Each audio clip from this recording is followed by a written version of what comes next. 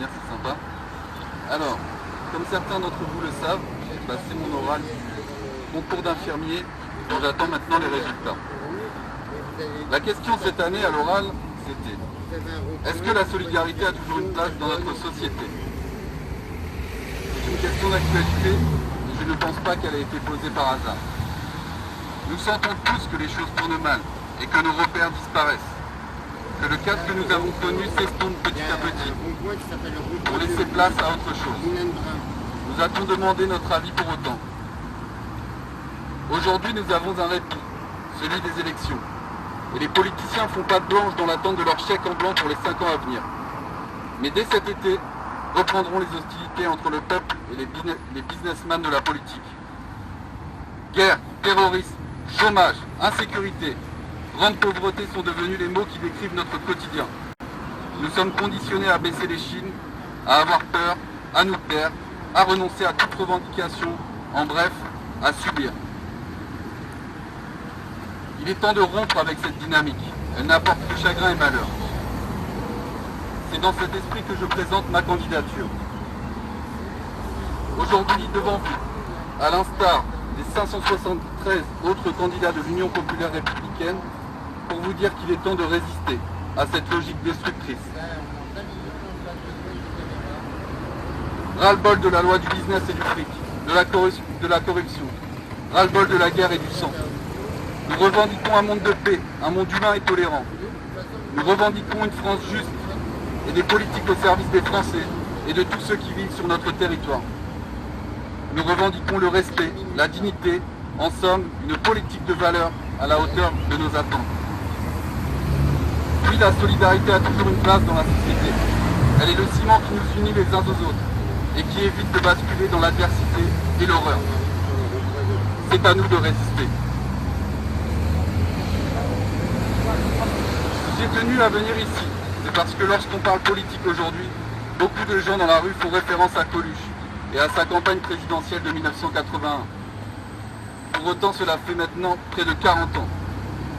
Par sa franchise, sa sincérité, il avait réussi à l'époque, par son idée farfelue au départ, à faire trembler l'ordre établi en France, avant de renoncer devant de fortes pressions. Il savait formuler et diffuser ce que les gens ressentaient au plus profond d'eux-mêmes, sans ambiguïté. Il assénait des vérités et faisait mouche à chaque coup. Quelques exemples. C'est pas dur la politique comme métier. Il fait 53 et tout le reste c'est de travers.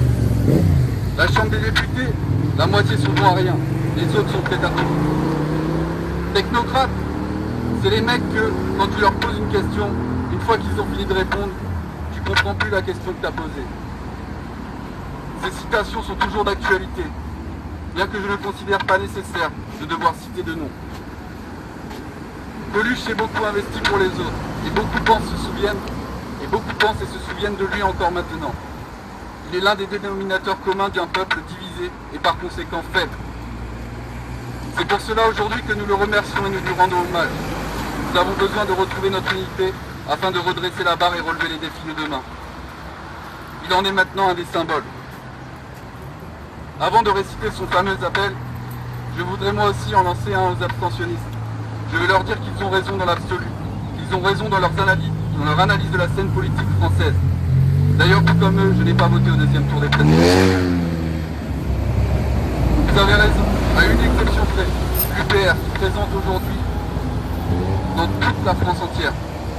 Je vous demande donc d'étudier notre projet, car je pense qu'il est en phase avec vos valeurs. La scène politique française est bouchée. La scène politique française est bouchée, et les pouvoirs ne sont plus au service du peuple de France. Vous avez peut-être aujourd'hui l'opportunité de changer les choses. C'est à vous maintenant de faire votre choix.